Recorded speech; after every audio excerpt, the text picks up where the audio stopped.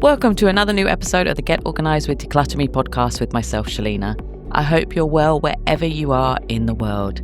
Whether you're tuning in for the first time or you've been a loyal listener for a while, I'm so pleased to have you here today.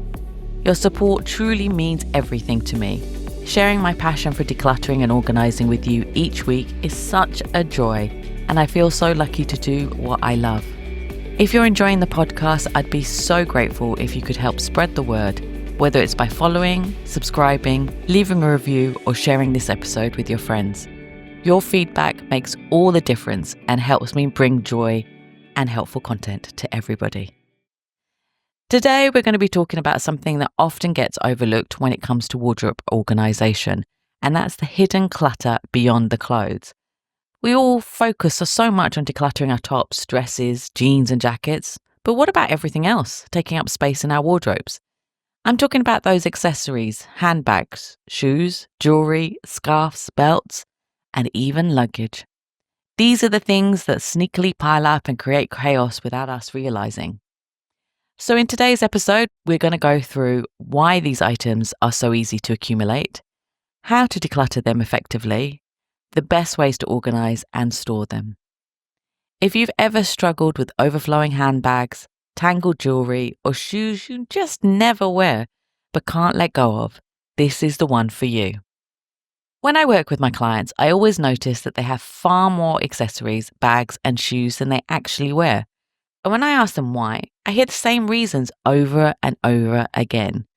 This was so expensive, I can't get rid of it. There's a huge psychological block when it comes to expensive purchases. Whether it's a designer handbag, a pair of high-end heels, or even statement jewellery, we feel guilty for letting them go because of the money spent, even if they're just gathering dust in the wardrobe. But the truth is, keeping something unused doesn't bring that money back. It just keeps up space and adds to the clutter. I might wear this belt one day if I find the right outfit. The classic one today. We hold on to accessories in the hopes that we'll suddenly find the perfect way to wear them. The reality? If it's been sitting unused for years, it's unlikely you'll magically start wearing it. Accessories should work with your wardrobe, not wait for a hypothetical future outfit that may never exist. This bag reminds me of that holiday I took 10 years ago. Sentimental attachment is a big reason why we keep things we don't use. Maybe it was a handbag bought on a special trip, a scarf gifted by a loved one, or a pair of shoes worn on a memorable occasion like your wedding. The problem is we mistake the item for the memory. But memories don't live in objects, they live in our minds and our photos. If something no longer serves a purpose, it's okay to let it go while keeping the memory alive. And if you really do love that shoe or handbag or scarf, you could frame it or just look at the photos. I need options just in case. This one is a sneaky one.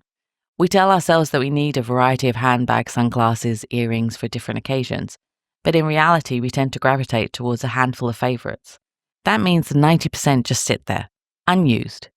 If you're keeping something purely for just in case scenario, that never is going to come. It's probably time to let it go.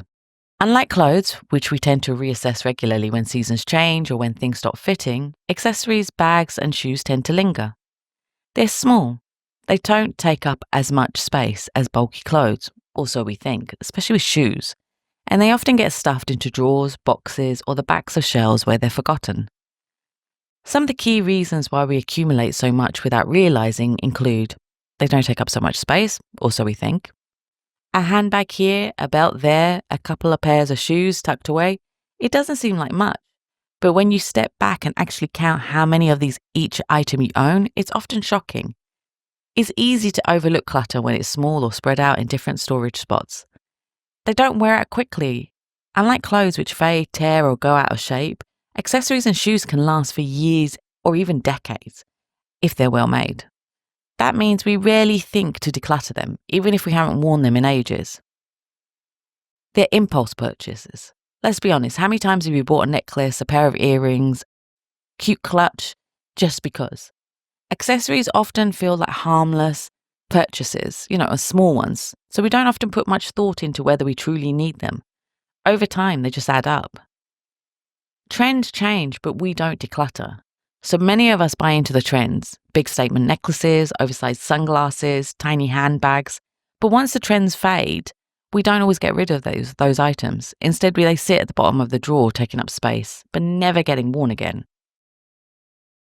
The issue with holding on to all these accessories, bags, and shoes is that they end up lost in the clutter. You might have a gorgeous handbag that you completely forgot about because it's buried under a pile of others. Or you might have a beautiful pair of earrings that never get worn because they're tangled in a messy jewellery box. Too much clutter also leads to decision fatigue. When you have too many options, it actually becomes harder to decide what to wear, and you end up reaching for the same items over and over again. So while these non-clothing items might seem insignificant on their own, together they contribute to a wardrobe overwhelm, and that's why it's important to declutter them properly. So now we've identified why we accumulate so much hidden clutter, let's get into the practical steps to clear it out. Before we start, I don't recommend taking everything out. I always say that to you. However, in this instance, I recommend you take all the same category out, whether it's handbags, shoes, jewellery, or accessories. Seeing everything laid out in front of you will give you a much clearer picture of what you actually own and what's taking up space. So now let's go through each category step by step. Handbags are one of the biggest clutter culprits. They come in different shapes, sizes, and colours, and because they're not technically clothing, we don't often think of them about decluttering them. But the truth is, most people only use a few favourites while the rest sit in an unused pile. Ask yourself, are some uncomfortable or too small to fit into your essentials? If you're always frustrated trying to squeeze your phone, your wallet, keys into a tiny bag, it's probably time to let it go.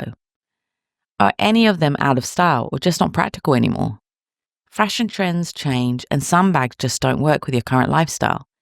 If you've moved from nights out to more practical everyday bags, those old clutches may no longer serve you.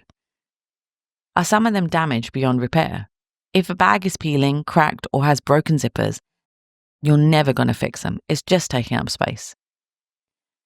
The declutter rule is keep versatile, high-quality bags that truly work for your lifestyle.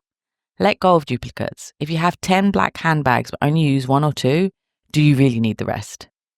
Resell the designer or high-end bags if they no longer serve you.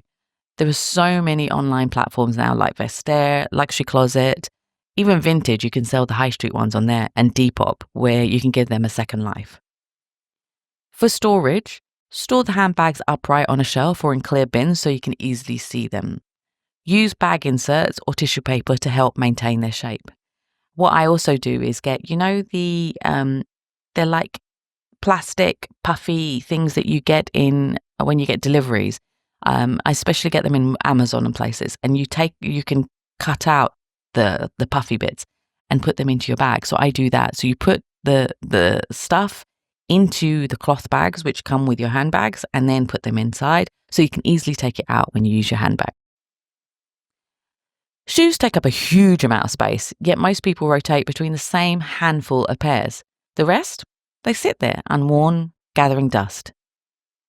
So it's time to declutter and ask yourself, do they hurt your feet? Be honest. Are you keeping shoes that give you blisters or are too tight? If they're painful, you're not going to wear them. Are they completely worn out? If they have holes, peeling soles, or are beyond repair, they've got to go. Have you worn them in the last year? If not, why are you keeping them? Keep only the shoes you actually wear and love. Set a deadline for repairs. If you're holding on to shoes that need fixing, give yourself 1 month to get them repaired. If it doesn't happen, let them go. And what I always say is put anything that you need to repair into your car if you have one, so that it's always there and you remember to grab it and go to the shoe place or the cobbler. The same goes for tailoring. For storing, use clear boxes or open shoe racks so you can actually see what you own. Don't keep shoes in their original boxes. Just creates unnecessary bulk and makes it harder to access them. This doesn't apply though when they're very delicate and beautiful shoes that you only wear when you go out, for weddings and things like that. You can keep them in the boxes, but put them high up on a shelf. Now let's talk about jewellery. Jewellery clutter often comes down to 3 things: broken pieces, outdated styles, and sentimental attachments. The problem? Most people store their jewellery in a tangled mess, meaning they never actually wear what they own. So ask yourself, Am I keeping broken jewelry, thinking I'll fix it one day? If you haven't repaired it yet, chances are you never will. Do I still love the style? Jewelry trends come and go. What worked 5 years ago might not fit your aesthetic anymore. Is sentimental jewelry actually being worn? If you have family heirlooms or gifts that you never wear but don't want to part with, consider displaying them in a shadow box instead of letting them clutter in your drawers. The declutter rule is keep only what you truly love and wear regularly, and donate or sell pieces that no longer fit your style. If you have pieces of gold, you can always melt them down and make it into something else, like another beautiful jewelry piece that you'll actually wear. For storing, I always recommend using jewelry boxes with different slots in them. So I have one from Stackers, and I add the stacks whenever I need them for things like bracelets and necklaces and stuff. You can also use hanging organizers, drawer dividers, or jewelry trays to keep things neat and tangled. For daily wear pieces, a decorative jewelry dish on your dresser can make life easier. Scarves, belts, and small accessories are sneaky clutter culprits. They're so sneaky that I can't even say clutter culprits properly. Because they're small, we assume they don't take up much space, but when you start digging through drawers, you might find a shocking number of them. Ask yourself, do I wear these scarves often? If you have 15 but always reach for the same 2 or 3, the rest are just clutter. Do I have belts that no longer fit? If they're too tight, too loose, or never get used, it's time to part ways. Am I keeping hats that I never wear? If they haven't been worn since 2015, you probably don't need them anymore. The declutter rule is keep only essentials that match your style and daily routine. Let go of items that are purely just-in-case purchases. For storing, use hooks, hangers, or drawer organizers to keep these items tidy. A belt hanger or a scarf rack can make accessories easy to access without cluttering up drawers. You can also get acrylic belt holders now to keep your belts if you only got a few of them. I talked about luggage and travel accessories at the beginning. So what about them? Luggage is another area where clutter hides in plain sight. Most people store suitcases in their wardrobe or under the bed and forget about them until they go on their next trip. But how many are actually useful? Ask yourself, are any suitcases broken, missing wheels, or too heavy to be practical? If so, they need to go. Do you really need 5 different carry-ons? If you have multiples but only ever use 1 or 2, it's time to downsize. Are you keeping unnecessary travel pouches, passport holders, or neck pillows? If you never use them, they're just taking up space. And also find how many neck pillows you have. I know I have found people with about 10 of them because they forget them every time they go on travel. So then they end up buying a new one at the airport. So what I always say is keep the travel pillow always in your hand luggage bag so that it's always there to take with you when you go on holiday. Remember to keep only what you actively use for travel. Let go of freebies, hotel slippers, airline amenity kits, or promotional travel bags that serve no purpose.